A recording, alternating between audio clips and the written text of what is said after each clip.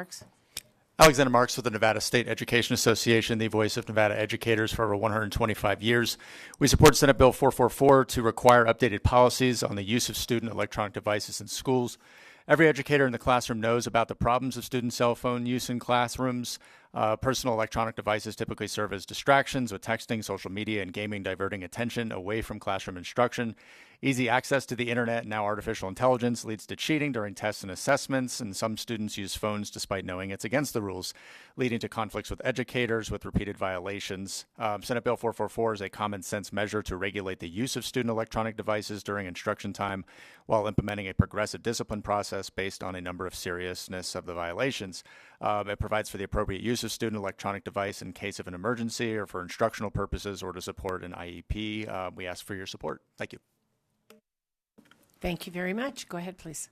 Thank you, Vice Chair. I am Brian Wallace, a computer science teacher and the Vice President of the Nevada State Education Association. I work here in Carson City, and we adopted the Yonder pouches this school year to limit the students' ability to have access to their cell phones as well as their Bluetooth-enabled headphones.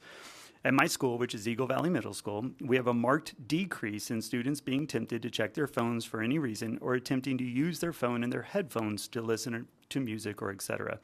Current data from my dean suggests we will see a decrease in online concerns that may have started at school due to the inappropriate use of those devices. At Carson High School, who also adopted the pouches, one surprising result is the noise level dramatically increased during lunch. And this is because students are actually engaging in conversations and are not buried in their phones any longer.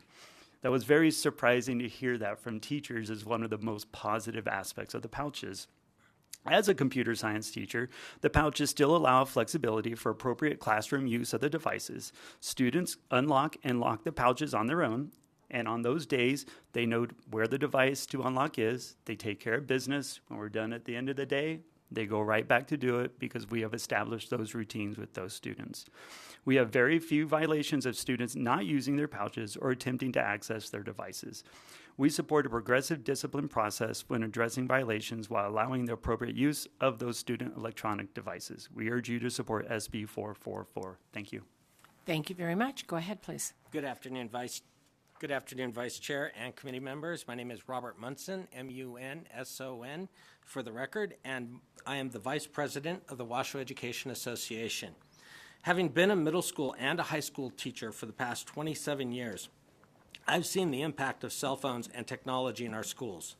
When it was against state law for students to have phones and pagers on school grounds, many of us advocated for a change. However, the use of cell phones has become a serious problem in our classrooms today. Whether a student is texting, yes, even with their parents, chatting with friends, watching videos on TikTok, these activities are distracting students from engaging and learning in their classrooms. In the past, I could ask a student to put a phone away, and it generally happened. When it didn't, I would take it till the end of the class period. But today, with 35 kids in a classroom, and many of them trying to use their phones, it's like a game of whack-a-mole.